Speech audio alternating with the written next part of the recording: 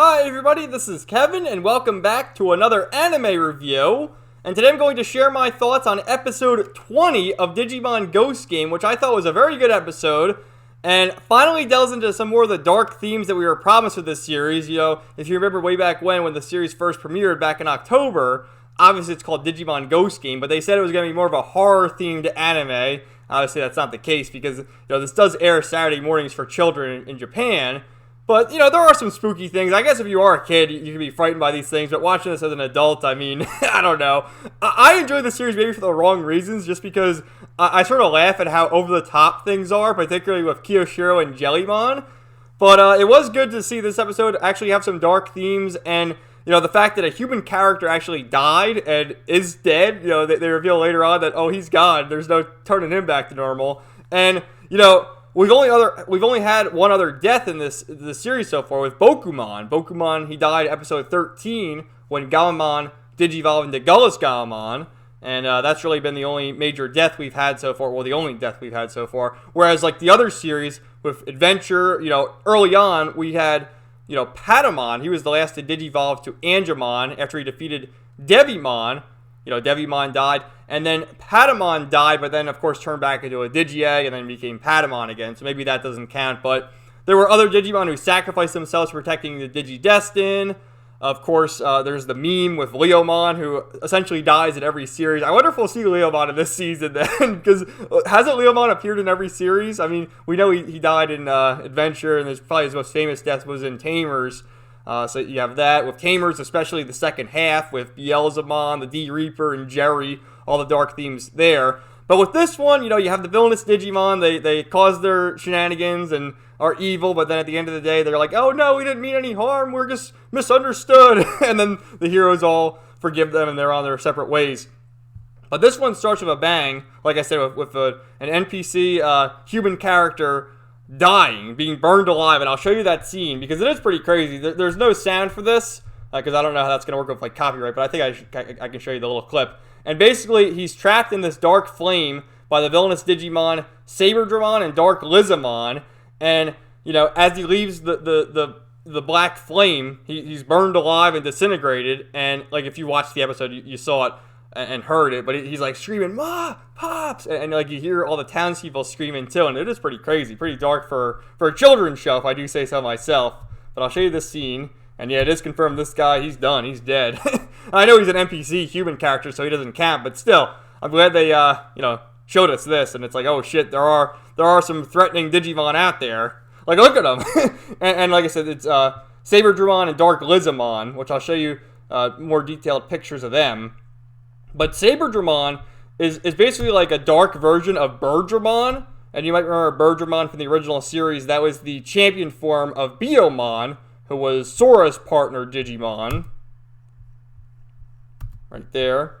And then Dark Lizamon, who I think he also appeared in Tamers as well. They're both champion level Digimon. But, after it shows that edgy scene in the beginning, it cuts to Hiro and Gaomon, who have gone to the amusement park, and they're having fun. Like, you have Gaomon making all his cute sounds, like, oh, I want to ride the big one, and they're on the Ferris wheel, they're on the water roller coaster, the bumper cars, etc., etc. And also, Rolly and Angoramon are there, going their separate ways, because Rolly's hanging out with her friends, so they're all having fun at the amusement park. And then it cuts to Kiyoshiro, who's at home, and he's greeted with this right here, with Saberdramon, who has Jellymon held hostage. Human, come to the roof!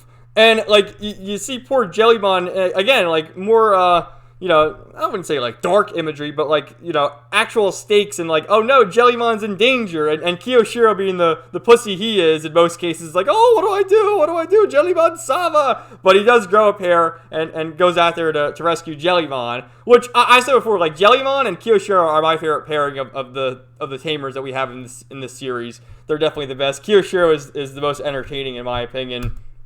But, there's Birdramon right there in the hologram form. And you see Jellymon's face like, oh, darling, help me! And they're threatening, they're threatening to kill these two if they don't reveal where Hiro is. They're looking for Hiro, and they say his last name, too, so they know a lot about him. And it's like, we're looking for Hiro. So, eventually they comply because they have no choice. I mean, what are they going to do? And they tell him that Hiro's at the amusement park. And before that happens, they engulf Jellymon and Kiyoshiro in the dark flame and basically say, oh, you're free to go if you so choose, when they know that if they leave, they're going to burn alive too, just like this man from the beginning of the episode. So I found that interesting that, you know, they're like, oh, fuck you, we're gonna engulf you in these flames and leave if you wish. Right? And also before that, Kiyoshiro starts like babbling off things like things he said in other episodes too, like integer overflow and limit break, which I find limit break funny because, you know, that's the thing in Final Fantasy, and we've kind of established that Kiyoshiro is like the nerd, the gamer type. My favorite part was him LARPing as the 3,000-year-old elf from a few episodes ago. I thought that was hilarious. So eventually, Saberdramon and Dark Lizamon make their way to the amusement park, looking for Hero, and they're asking Hero before like they start fighting and all that stuff. They're like, "Where's Black Tailmon?" And Hero, in the back of his head, he knows who Black Tailmon is because he's seen him sporadically. But at the same time, he's like, "I don't know who Black Tailmon is." And Hero is also smart enough too to activate his Digivice, which they've done in other episodes, to sort of turn the amusement park into a quasi-digital world so that the other humans aren't affected by the attacks. So that was a smart move on his part, and also Rolly and Angormon are there, but they're trapped in the dark flames, so they can't help them in the battle. So it starts with Hero having Gammon Digivolve, and Gammon's Digivolutions have been sporadic in that they're random. Like he basically just goes into one of the three. Like you have Betelgammon, Chaos Gammon, and Wezengammon. And at first he Digivolves into Wezengammon, which is like the tank thing. It's like almost like a rhinoceros that has, you know, a machine gun attached to him, and he's firing away. But he's really slow compared to Dark Lizamon and Saberdramon, who's flying. So he gets his ass kicked, and they're running to safety. And I almost thought that Gammon was going to Digivolve into Gullus Gammon here, because he Digivolves again, but then goes into Betelgammon and starts holding his own. And then he like starts glowing again, and I really thought he was going to Digivolve into his ultimate form, because he was already in Betelgammon. But what happens is Gammon has finally figured out how to Digivolve into all three of his forms at will. Like we've seen before, it's just sort of random. But now he can Digivolve into all three forms at will, and he gets the advantage because he can fly as Chaos Gammon, he's really fast as Betelgammon, and then he's slow but powerful as Wezengammon, so he's able to use all his different moves. And then Hero remembers, like, you know, who exactly Black Tailmon is. Before that, though, this is where they also reveal that, you know, they killed that man before, and as he burned alive, you know, he's gone. And he says humans don't turn back into Digitama, so that human who got burned alive is in fact dead. And they sort of go the route, it's like, oh, they're misunderstood because they just got warped to the human world, but they want to go back to the digital world, and they don't mean to cause any harm, but they did kill a person, so obviously they caused harm. But, you know, maybe they didn't mean to cause it, but they still killed a person. And you know, they're just seen as monsters, which they are, and they want to go back to the digital world. So all of a sudden, Black Tailmon shows up, or Black Godamon, and he tips his his hat. What am I saying cat for? Get him confused. He tips his cap, you know, acknowledging, like, he opened the digital world to send him back home. But are they going to be punished for it, for killing a human? No, I don't know. Probably not, though. We'll probably never see him again. So that was interesting.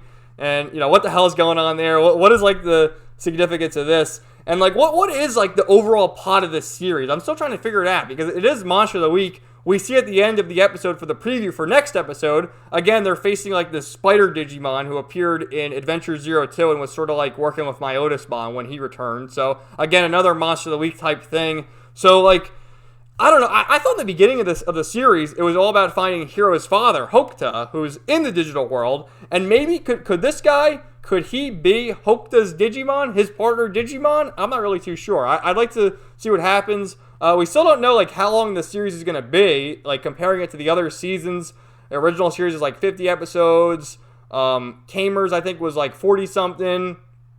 I think Adventure 2020 was 60-something episodes. So, you know, the seasons aren't particularly long. I can't imagine this series going over 60 episodes. So, you know, we'll see what happens there. Also, I want to show you guys these memes here that I found. Here's like an old but good meme. Hero slaps the roof of Wezengammon. This bad boy can fit so many champion in it. You know? And then this one I thought was great if you're a fan of Yu-Gi-Oh! Opponent negates my Regeki. Me with my second Regeki in my hand with Mephistomon. So those are pretty good. But yeah, I enjoyed the episode. I would have liked it more if maybe they like face more repercussions. Saberdramon and Dark Lizamon. But again, it is a kids show. I'm sort of like I said. I enjoy the series. I enjoy it for the humor that I get out of it, just seeing the over the top factor. And I like Kiyoshiro and Jellymon. I do like Hero and Gamamon, but I don't know. Rolly and Angoramon, they're kind of Like Angoramon, he always has like a weird quote too, where he's like, "I'm the wise Digimon." It's like, dude, it took you like what, 15 episodes till you finally did Digimon? What the fuck, man? So, it's still enjoyable. Like I said, if you're a fan of Digimon and have been watching it week to week, I think you're probably enjoying it too. But I can't ever really recommend binge watching it, and don't think I'll ever rewatch the series. But watching it week to week and having the ability to create content, doing an extra video a week is always fun. So, and I do like talking about it. So anyway, let me know what you guys thought in the comments down below, and stay tuned for more videos coming soon. Have a great day, guys.